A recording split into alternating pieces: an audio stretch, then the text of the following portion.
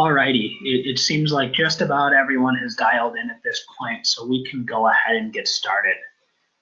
First and foremost, thank you all for taking time out of your schedules today to join us for a brief, but what we hope to be a very informational webinar on identifying and addressing conflicts of interest as they pertain to your retirement plan. By way of introduction, my name is Tom Loftus. I'm subbing in here today for Bill Karsten. I'm an analyst here at Plan Pilot. I additionally do some field consulting with the Plan Pilot team here. And by way of introduction as well, this is the first of a two-part series on addressing conflicts. We will be holding a second webinar on the topic coming up here in a few weeks on Wednesday, July 10th. I'll leave you with a reminder again at the end of this webinar, and certainly you should see something coming through your inbox speaking to that. But again, thank you all for being here, and we can go ahead and get started. So to kick things off, why should you as a plan sponsor be concerned about conflicts of interest?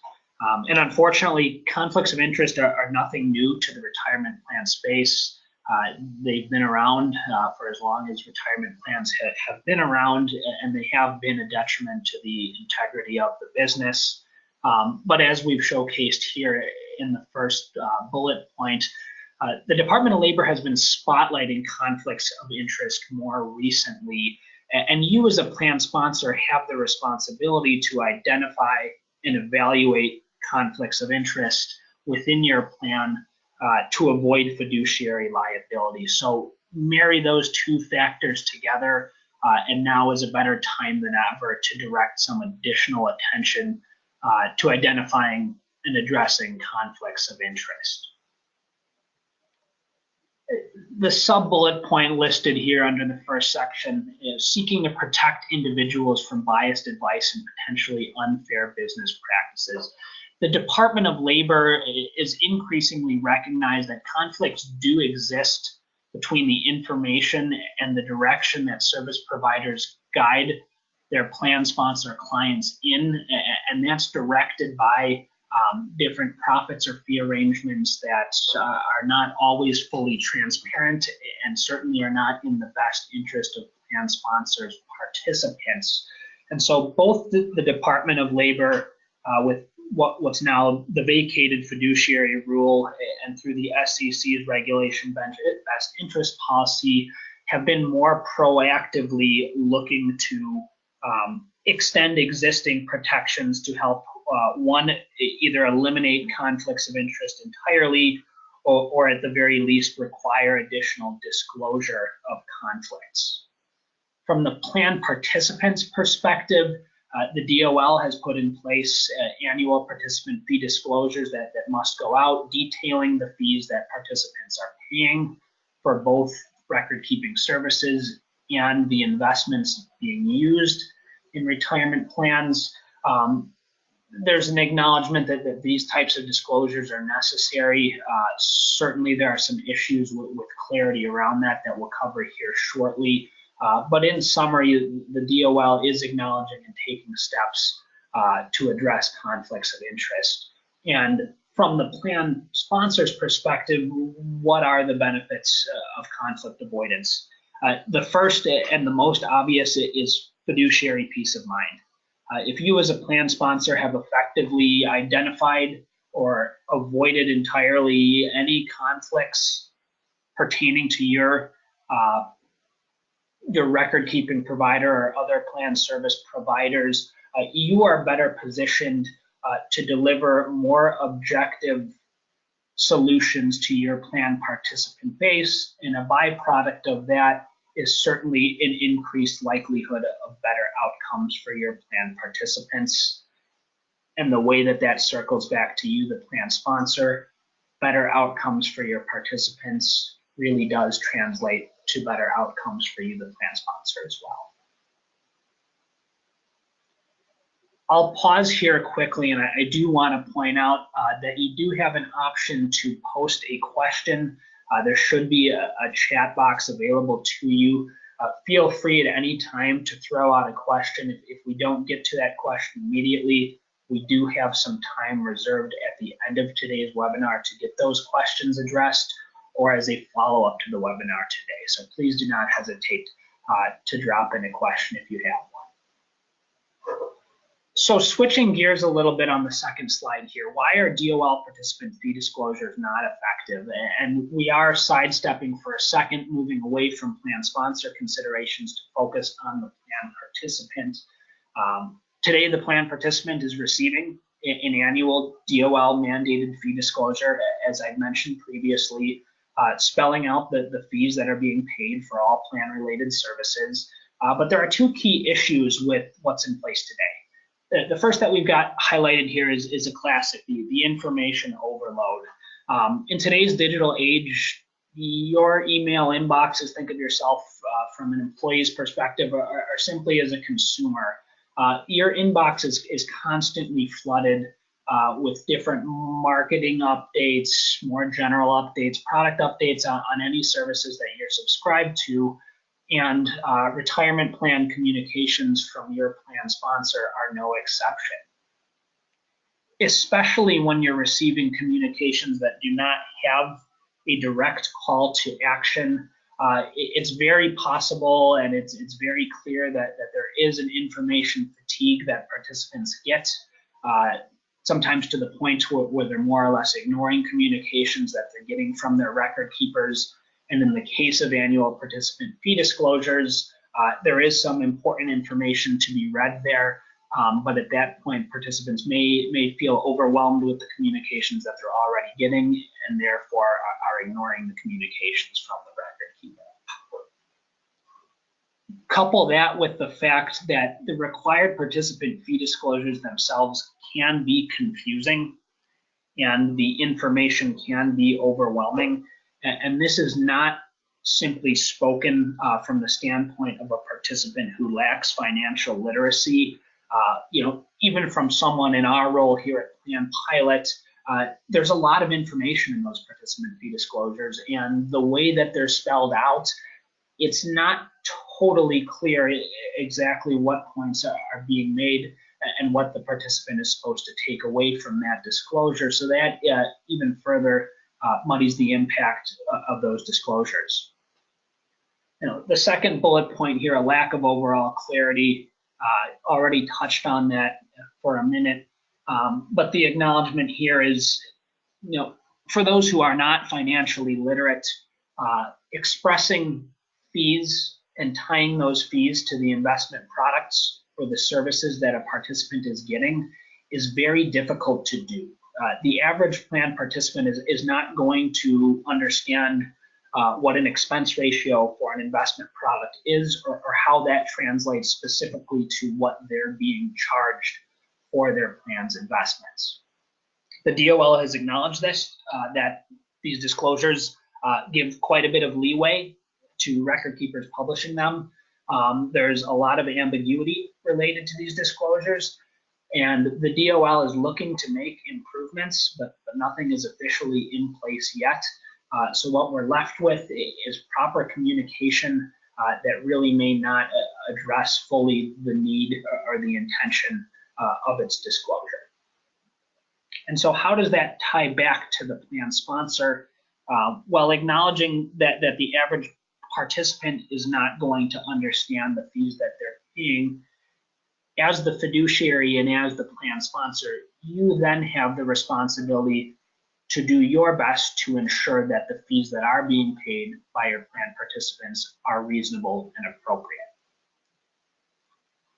And so for the next few slides here, I'm going to cover a list of common conflicts of interest that we see here at Plan Pilot, as well as some information on how to address those conflict concerns. Again, I'll reiterate here, this is a list of common conflicts. It's certainly not an exhaustive list, but these are some of the most common that we're seeing, and these are some of the most common that have been showcased recently in ERISA lawsuits.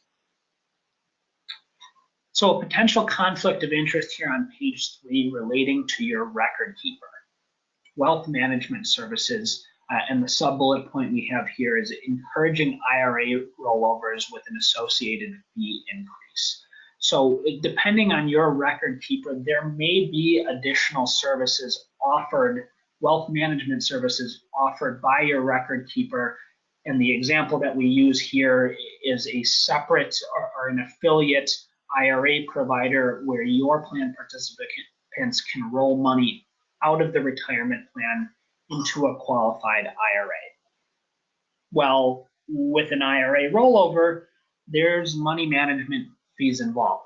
And so depending on the nature of the relationship and the way that fees are structured, regardless of which end you're on, a plan sponsor could be leaving IRA rollovers to the discretion of their record keeper, who is a byproduct of their affiliation with an IRA provider, could be rolling over participant assets into an IRA where higher fees are being collected and advice is being given that may not be in the best interest of the participant. So how to address this concern, and we'll cover this in more detail here shortly. Certainly the easiest way is to prohibit IRA rollovers from the record keepers, from the record keeper to the affiliate IRA provider firm, or a softer approach to addressing the concern is requiring all rollover assessments to be conducted by an independent third party, an unbiased opinion on whether or not it is actually in a participant's best interest to be rolling over their assets from the retirement plan into an IRA. The second conflict we highlight here, record keeper receiving indirect revenue.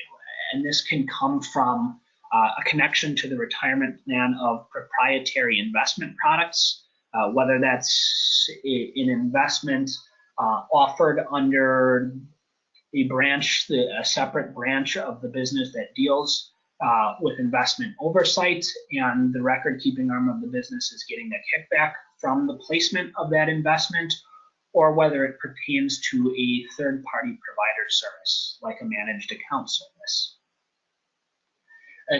Unfortunately, it's not as simple of a solution here where you can simply forbid the promotion of these types of services and products. But what you can certainly do as a plan sponsor is require that all sources of revenue from the record keeper are disclosed to you, the plan sponsor, to ensure that you've got an understanding and a documented understanding of how your record keeper is generating revenue.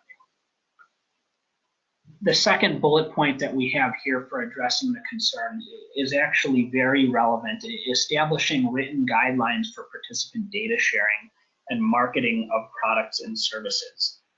So your retirement plan participants and your record keeper accordingly has access to a wealth of valuable information about your employees, their investment choices, their designated retirement age, the number of dependents they have, things of that nature. And with that information, when record keepers are offering other services and products, they can position those products and services based on the demographics and other information that they already have on your participant database. Certainly we see that there's a conflict here.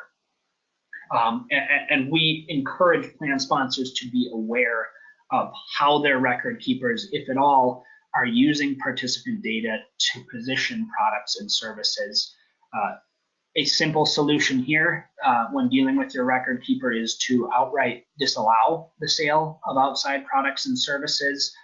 But again, a softer approach is establishing a written guideline for participant data sharing, how it may be used, and having a conversation with your record keeper on the types of products and services that they're positioning, how they're contacting plan participants to position information on these products and services, and what the fee arrangement for those products and services are. As a supplement to that point, to take a less harsh tone, record keepers certainly do have other valuable products and services that they may be offering. It's not to necessarily say that offering those types of solutions to your participants is a bad thing, but as the plan sponsor, you should have some practice, some due diligence practice in place to ensure that you are thoroughly vetting those products and services and ensuring, one, from a fee standpoint that they are appropriate, and two, from a more simple value add perspective, that those are services and products that can add value when directed at participants that could be better served by those types of services.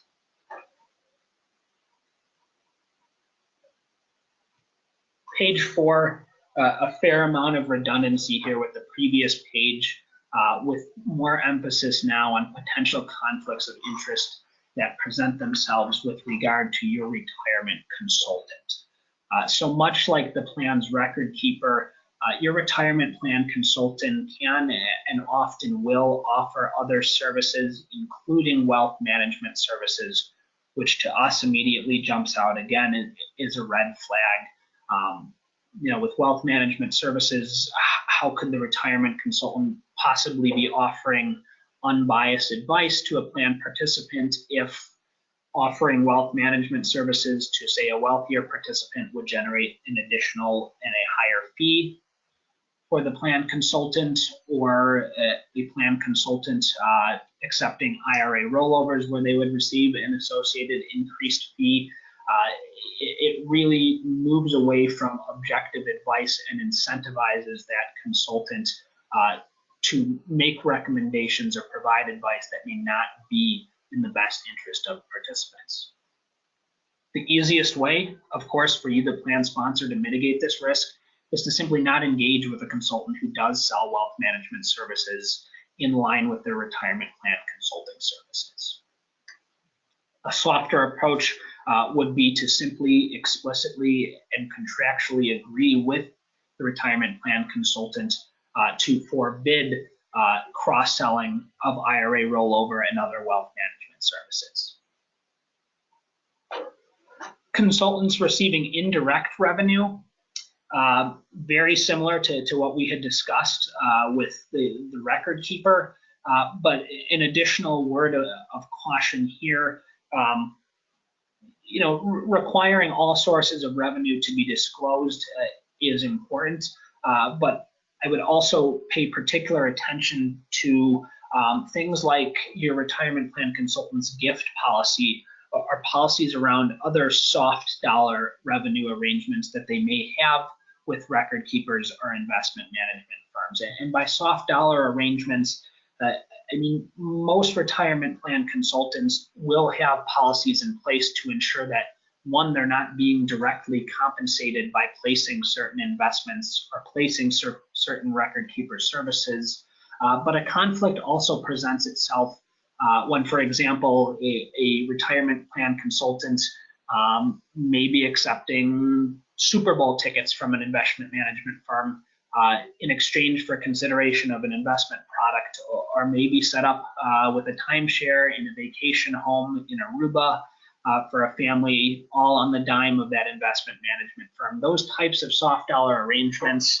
are less transparent, and the way to unearth those is really to require, with written commitment from the consultant, that all sources of revenue, direct and indirect, have been disclosed.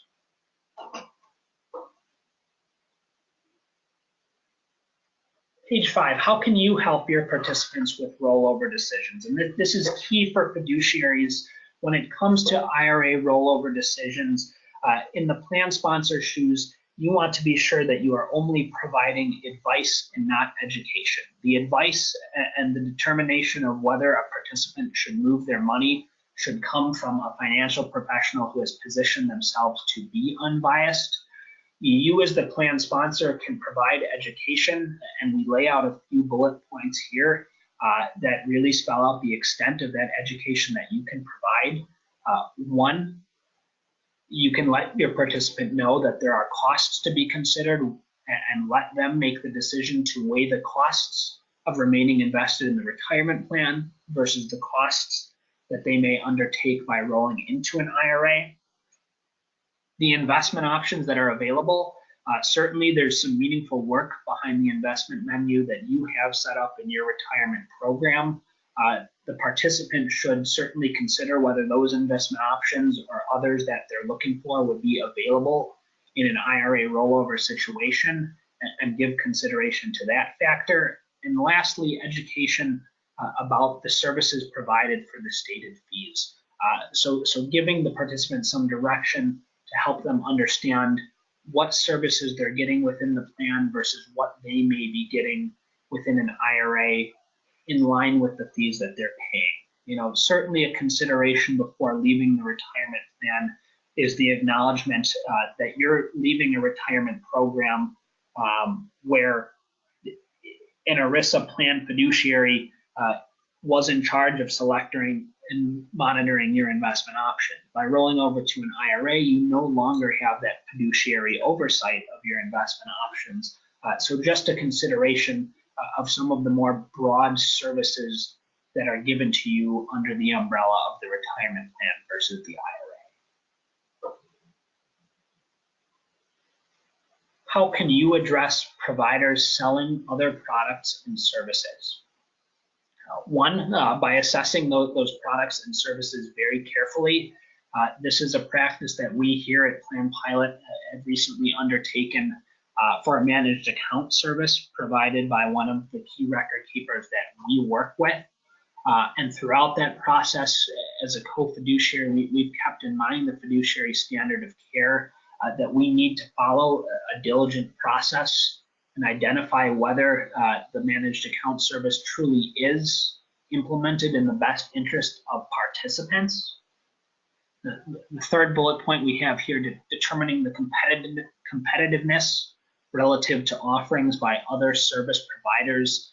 The managed account example is a very good one here because in the case of this specific record keeper, their own proprietary managed account service was the only one supported on the record keeper platform.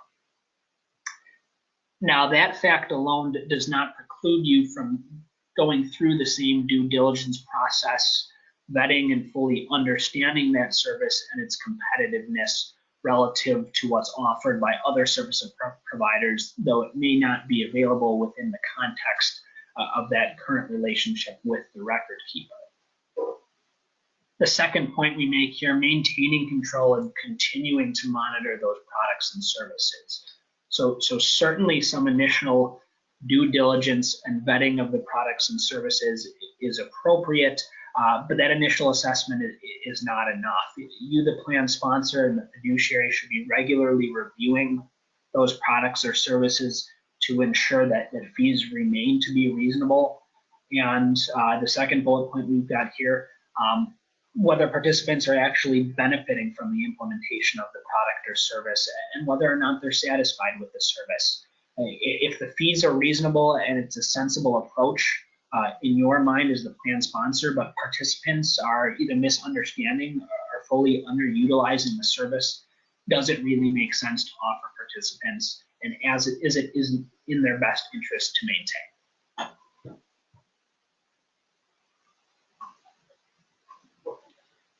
Determining providers' sources of revenue, and the answer to determining sources of revenue, the most direct answer is almost laughably simple, but it is the most sensible approach, and it's really just that, to ask for it in writing. If you're issuing a request for proposal or a request for information for a service provider, no matter what line of business they're in, you can outright ask that that provider discloses all sources of direct and indirect revenue that it has in place. And candidly, if a provider's refusing to provide that information, they're inadvertently refusing to support you, the plan sponsor, in your fulfillment of your fiduciary responsibilities. And in that case, you can leave it right there. Is that really a provider that you would want to be partnering with? No. Certainly, when you're vetting service providers, you're not always going to go through a more formal RFP or RFI process, and that's when simply having that provider disclose their sources of revenue, whether it's through a written letter or through an email would certainly suffice there.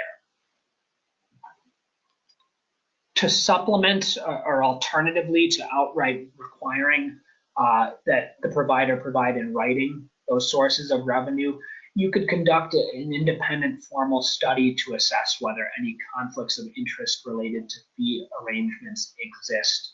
And there are independent firms that can help you conduct this study to dig more into the weeds to determine whether, one, something has not been disclosed in writing from that service provider, or if there are other sources of indirect revenue that might be overlooked or might not be as explicit conflicts of interest, but there may be perception that they could either be an existing conflict or may cause a conflict of interest down the road. And so based on the findings of an independent study, you, the plan sponsor, can then determine acceptable practices and lay out a contract and agreement accordingly with that service provider.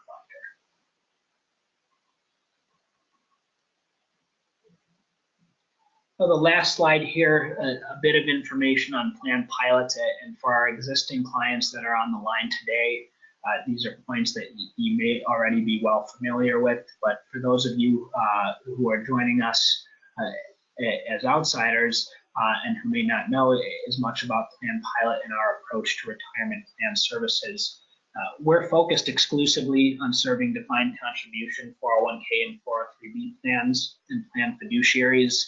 We have always had and maintained a comprehensive and fully conflict-free approach. 100% of the revenue that our firm receives comes directly from our retirement plan clients, and we accept fiduciary responsibility for all of the plan recommendations that we make and all of the plan investments that you have in your retirement program. Lastly, we do work with experienced ERISA counsel who has very focused and long-term experience in the defined contribution space, and we've incorporated the knowledge and experience that we've learned from that counsel into our own business, and we do have that ERISA counsel opinion available to us in the event that we do have a unique client situation and a conflict may present itself in some facet of service provider relationships. So I see we're getting close to the end of our session here. I want to thank you all for joining here this morning or this afternoon, depending on where you called in from. And I do want to reiterate that this is part one of a two-part webinar series that we're hosting on conflicts of interest, the second of which we'll be hosting on Wednesday, July 10th. But more information to come on that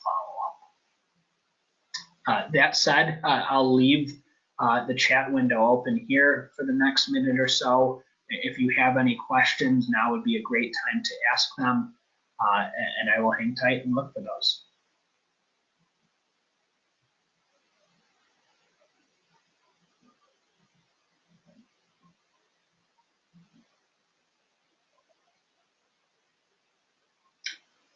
Okay, it doesn't seem that any questions are coming in.